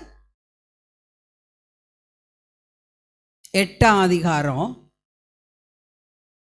7-12. சத்தமா. அந்த முதலாம் உடன்படிக்கை எபிரேயர் 8:7 முதல் 12. 304வது பக்கம். ஓகே. அந்த முதலாம் உடன்படிக்கை பிழை இல்லாதிருந்ததானால் 2ஆம் உடன்படிக்கைக்கு இடம் தேட வேண்டுவதில்லையே. இது யாருக்கு எழுதப்படுகிறது? எபிரேயருடைய நிருபம். கொஞ்சம் கவனிங்க. யூத மதத்திலிருந்து கிறிஸ்தவர்களானவர்களுக்கு. ஏன்னா அவங்களுக்கு அந்த பயம், நம்ம பலி செலுத்தலை, நம்ம ஆசரிப்பு கூடாரத்தில் போய் இதெல்லாம் செய்யலை, அப்போ நமக்கு தண்டனை வந்துருமா? இல்லை. இது எபிரேயர் நிருபத்தை அக்கியோன் திட்டமும் தெளிவுமாய் எழுதுகிறார். அந்த முதலாம் உடன்படிக்கைக்கு நீ இடம் தேட வேண்டியது இல்லை. அப்போ முதலாம் உடன்படிக்கை கிரியை சார்ந்த உடன்படிக்கை. நீங்கள் ஒரு 2 காலமாக வச்சுக்கிட்டிங்கன்னா அழகாக எழுதிடலாம்.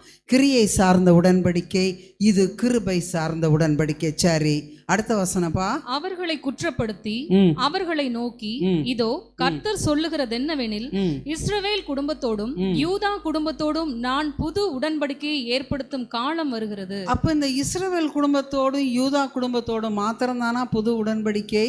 இல்ல. கமான், ரோமர் 10ஆம் அதிகாரம், ரோமர் 10 இருந்து நீங்க வாசிங்க. 10 to 12, probably 10 to 12. நீதி உண்டாக 9 வாசிப்பா. என்னவென்றால் கர்த்தராகிய இயேசுவை நீ உன் வாயினாலே அறிக்கையிட்டு தேவன் அவரை மரித்தோரிலிருந்து எழுப்பினார் என்று உன் இருதயத்திலே விசுவாசித்தால் ரட்சிக்கப்படுவாய். ரட்சிப்பு. அடுத்தது, நீதி உண்டாக இருதயத்தில் விசுவாசிக்கப்படும். நீதி வந்துருச்சு. நீதி உண்டாக ரட்சிப்பின் வசனம் கொடுக்கப்பட்டுச்சு. இருதயத்திலே விசுவாசிப்பேன். ரட்சிப்பு உண்டாக வாயினாலே அறிக்கை பண்ணப்படும். அந்த ரட்சிப்பு நாமே பாவ அறிக்கை மாத்திரமல்ல. ஏன்னா தம்பி ஆராதனையில சொன்னாங்க, எந்த இடத்துல நீங்க ஆண்டவரை சமூகத்தை விட்டுட்டீங்களோ, எது இடையூறா இருக்கோ அதை அறிக்கை செய்யுங்கன்னு. பாவ அறிக்கையும் உண்டு, விசுவாச அறிக்கையும் உண்டு. கர்த்தர் என்னோடு கூட இருக்கிறீர், நான் பயப்படேன். சரியா? விசுவாச அறிக்கை. அடுத்த வசனமா, அவரை விசுவாசிக்கிறவன் எவனோ இஸ்ரவேல் குடும்பத்தானோ யூதா குடும்பத்தானோ அல்ல, விசுவாசிக்கிறவன் எவனோ அவன் வெட்கப்படுவதில்லை என்று வெட்கப்படுவதில்லை. ஆமென். இன்றைக்கு நான் கிறிஸ்துவை விசுவாசிக்கிறவனாய் இருந்தால், விசுவாச அறிக்கை செய்கிறவனாய் இருந்தால், இப்போதும் வெட்கப்படேன், வரும் காலத்திலும் வெட்கப்படேன். ஆமென், ஆமென். நல்லா தூக்குங்க, நல்லது. ஆமென். கர்த்தர் வெட்கப்பட்டு போகவே விட மாட்டார், இப்பையும் சரி நித்தியத்திலும் சரி. ஆமென், ரைட்டு. அடுத்த வசனம், யூதன் என்றும் கிரேக்கன் என்றும் வித்தியாசமே இல்லை. கிரேக்கன் என்றால் புறஜாதியான், இஸ்ரவேல் குடும்பத்தான் யூதா குடும்பத்தான் என்றில்லை, புறஜாதியான் என்றும் வித்தியாசமே இல்லை. எல்லாருக்கும் கர்த்தரானவர் தம்மை தொழுது கொள்ளுகிற யாவருக்கும் ஐஸ்வர்யம் பண்ணவராய் ஐஸ்வர்ய சம்பன்னராய் இருக்கிறார். தொழுது கொள்ளுகிற யாவருக்கும். நம்ம அவரை தொழுது கொள்ளுகிறோமா? ஆமென். அப்ப ஐஸ்வர்ய சம்பன்னரா இருக்கிறோம். ஆமென். எல்லாவற்றையும் கொடுப்பாரா? ஆனா முதல்ல மேலதான் கண்ணு முதல்ல மேலதான் இருக்கணும். மேலே இருந்துச்சுன்னா, ஐயோ என் பிள்ளை எப்பயும் என்னையே பார்க்குது, தள்ளு, இது எல்லாத்தையும் சேர்த்து. 1 வாங்கினால் 1 இலவசம். அதை 1 வாங்கலைன்னா வெளியே போ. அப்படிதானே நம்ம எப்பயும் கடையில் போய் சார் இந்த இலவசமாக கொடுக்க கூட வாங்குமா முதல்ல 1. அப்புறம் ஏன் ஆண்டவருக்குரிய காரியத்தில் மாத்திரம் நமக்கு விளங்க மாட்டேங்குது? நல்லா விளங்கணும்ல. ஆமென், ஆமென். ஆண்டி ஏதோ ஒரு டான்ஜென்ட்டில் போகிறாங்கன்னு நினைக்க வேணாம். எனக்கு ஆராதனையில் தான்ப்பா நல்ல பிடி கிடச்சிச்சு. நான் போகணும்னு நினச்சதையே மாற்றிட்டேன். ஆக்சுவலாக கர்த்தர் அப்படித்தான் என்னை நடத்துகிறார், நான் அப்படியே தான் போகிறேன். சரியா? ரைட்டு. அடுத்தது, ஆதலால் கர்த்தருடைய நாமத்தை தொழுது கொள்ளுகிற எவனும் ரட்சிக்கப்படுவான். அப்ப ரட்சிப்பு என்பது பழைய காலம், நிகழ்காலம், எதிர்காலம் அத்தனைக்கும் உரியது. ஆமென். இன்னும் 5 நிமிஷம். ரைட். அப்போ இதை அந்த பாயிண்ட்டை நோட் பண்ணிக்கிட்டோமா? நமக்கு நித்திய ஜீவனை கொடுக்கும் வாக்குத்தத்தம் இருக்கிறது புதிய உடன்படிக்கையில். சரி, இது என்ன பழைய உடன்படிக்கையில் இல்லையா? நீங்கள் என்னமோ புதுசாக கதை சொல்கிறீங்களா? இல்லை. இந்த எபிரேயரில் நம்ம வாசித்தோம் இல்லையா, அந்த 7 to 12 அதில் முக்கியமான காரியங்களை கர்த்தர் சொல்கிறார்.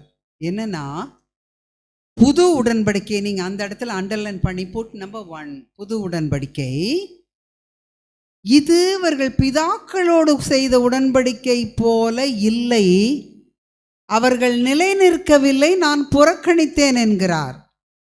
ஆனா இது எப்படி இருக்க போதாம்? 10ஆம் வசனம், அந்த நாட்களுக்கு பின்பு நான் இஸ்ரவேல் குடும்பத்தாரோடு பண்ணும் உடன்படிக்கையாவது என்னுடைய பிரமாணங்களை அவர்களுடைய மனதிலே வைத்து அவர்களுடைய இருதயங்களில் அவைகளை எழுதுவேன். இதுதான் பாயிண்ட்.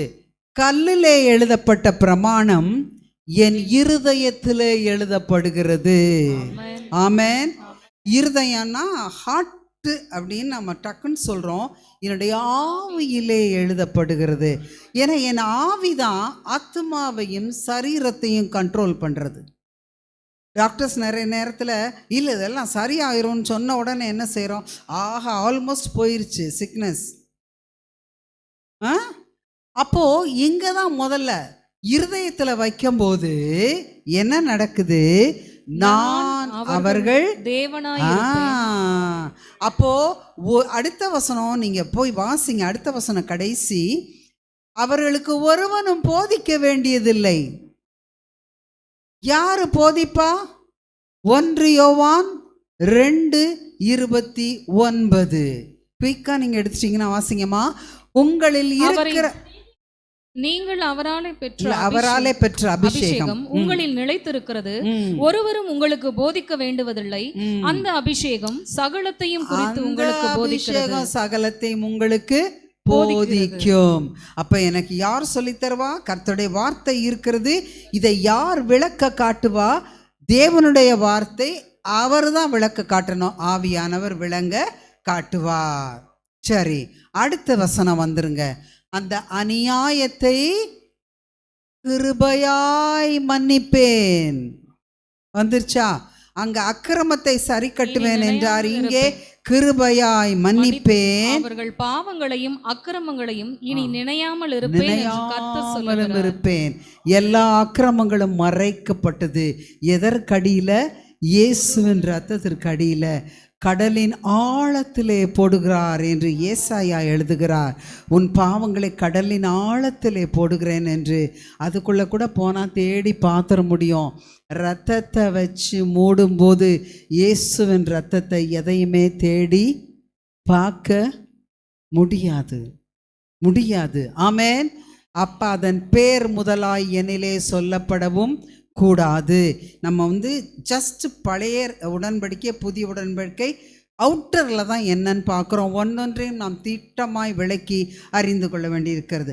அப்போது இந்த இடத்துல என்ன 5 பாயிண்ட்? புது உடன்படிக்கை, அடுத்தது மனதிலே எழுதுகிற பிரமாணம், இருதயத்திலே வைக்கப்படுகிறது. அவர் என் தேவனாயிருப்பார், அவரே எனக்கு போதிப்பார், வேறு யாரும் போதிக்க வேண்டியதில்லை.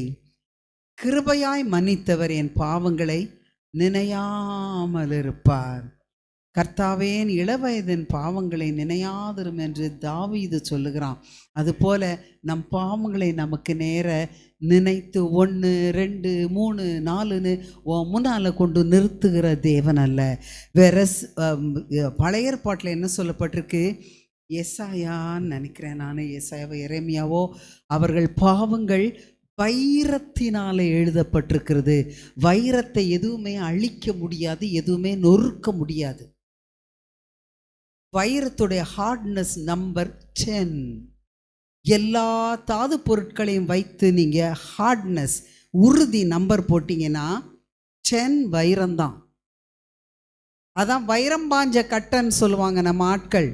அப்படின்னா உன்னைய உடைக்கவே முடியாதுன்னு அர்த்தம். ஆமென். அப்படி வைரம் பாய்ந்த கட்டைகளாய் நம்மை மாற்றுகிறார். அதனால நம்மளுடைய பாவத்தை வைரத்தினால எழுதுறதில்ல, அவர் வைரத்தினால எதை எழுதுறார்? ரட்சிப்பு. ஆமென். மீட்பு. அப்போ நான் ஆவி ஆத்துமா சரீரம் முழுவதிலும் ரட்சிக்கப்பட்டிருப்பேன். கடைசியாக எபிரேயர் 1 ரொம்ப சந்தோஷம். நல்லா நம்மளை ரட்சிச்சிட்டாரு சாமி. எல்லாத்துலேருந்து மீட்டுட்டீங்க, எல்லாத்துலேருந்து வெளியே வந்துட்டோம். Thank you Lord, thank you Jesus. ஆமென்.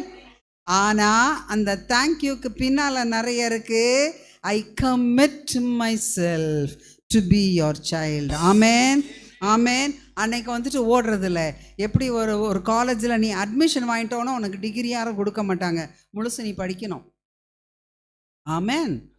அங்கே போய் கொடுங்க டிகிரி, நான் சேர்ந்துட்டேன்னு கொடுத்தா ஒருத்தரும் கொடுக்க மாட்டாங்க. ஆண்டவரே நித்திய ஜீவனை கொடுங்க, எல்லாம் முடிஞ்சு போச்சு. முடியலை, கடைசி வரைக்கும் இருக்கு. ரைட்டு. எபிரேயர் 2 எபிரேயர் 2 தான். 2 3 4 கொஞ்சம் எல்லாரும் சேர்ந்து நல்ல லீட் பண்ணி எல்லாரும் சேர்ந்து வாசிச்சிருவோம். இதோட முடிக்கிறோம். பக்கம் 299. 299 புதிய ஏற்பாடு, எபிரெயர் 3:4.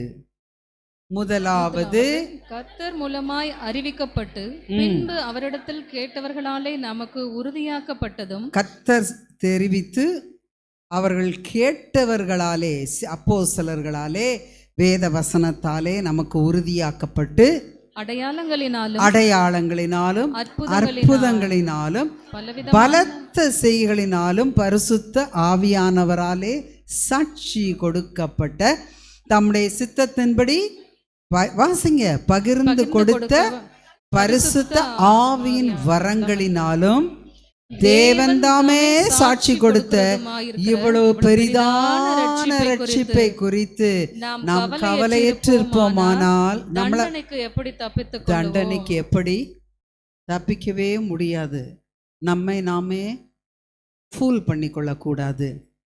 இவ்வளோ பெரிதான ரட்சிப்பை குறித்து கவலை இல்லாம எந்த நேரமோ மறுபடியும் என் பாயிண்ட்டுக்கே வரேன், உலகத்தையே தேடிக்கிட்டே உலக மனுஷர் பின்னாலே போய்கிட்டு காயமே இது பொய்யடான்னுட்டு அந்த அங்கேயே சொல்கிறாங்கப்பா பொய்யடான்னு.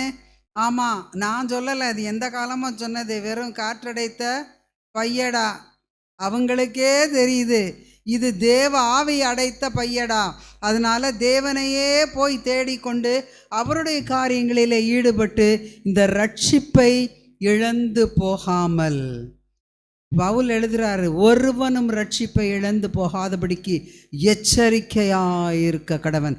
கர்த்தர் நமக்கு இன்னைக்கு சொன்னது அதுதான். நீங்கள் ஒன்று என்னை குறை சொல்லக்கூடாது, இது ஆண்டவர் எனக்கு நான் ப்ரிப்பேர் பண்ணிட்டு வந்ததை விட்டுச்சு ஆராதனையில் இருந்து எனக்கு வழி நடத்தின விதம். ஆமேன், ஆமேன். அதனால இது கர்த்தர் சொன்னது, இதுதான் பாயிண்ட்டு. புதிய உடன்படிக்கையில் இம்பார்ட்டண்ட் பாயிண்ட் இதுதான். இதை அறிந்து கொண்டவர்களாய் கர்த்தருடைய ரட்சிப்பை குறித்து கவலையற்று இராதபடி மிகவும் ஜாக்கிரதை. இந்த 2வது அதிகாரம் 1 வசனத்தை நீங்கள் வாசிச்சிங்கன்னா, நாம் கேட்டவைகளை விட்டு விலகாதபடிக்கு மிகுந்த ஜாக்கிரதையாய் அவைகளை கவனிக்க வேண்டும். எனவே மிகுந்த ஜாக்கிரதையாய் கவனிக்க கர்த்தர் தாமே நம்மை வழி நடத்துவாராக. எனவே இது இப்பேற்பட்ட இவ்வளவு பெரிதான ரட்சிப்பு ஏப்ப சாப்ப ரட்சிப்பு இல்லை. ஆமேன். ஏதோ வந்தேன், ஏதோ போனேன், ஏதோ இருக்கேன்ப்பா இல்லை. ஒரு காரணத்தோடு கொண்டாந்தாரு, ஒரு காரணத்தோடு வச்சிருக்காரு, ஒரு காரணத்தோடு தான் கடைசி வரைக்கும் என்னை நடத்துவார். ஆமேன். அப்படி இருந்தால் ஒரு போதும் வெட்கப்பட்டு போக மாட்டோம், ஒரு போதும் விழுந்து போக மாட்டோம். ஆமேன். கர்த்தர் இந்த வசனங்களை ஆசீர்வதிப்பாராக. ஆமேன். கர்த்தாவே, நீர் பேசினதற்காய் நன்றி. விதைக்கிறவனாலும் அல்ல, நீர் பாய்ச்சலனாலும் அல்ல, விளையச் செய்கிற தேவனாலே ஆகும். ஆவியானவரே, நீரே இதை விளையச் செய்வீராக. உடைய பிரசனத்திற்கு, உடைய வார்த்தைக்கு, உடைய கிருபைக்கு நன்றி ஆண்டவரே. இயேசு கிறிஸ்துவின் நல்ல நாமத்தில் பிதாவே. Amen, amen. ஆஃபரிங் சாங் பாடப்படும். பாடுகிற வேலைகளில் கர்த்தருக்கென்று உங்களுடைய காணிக்கைகளையும் தசம பாகங்களையும் உதாரத்துவமாய் போடும்படியாக உங்களை விரும்பி கேட்டுக்கொள்கிறோம்.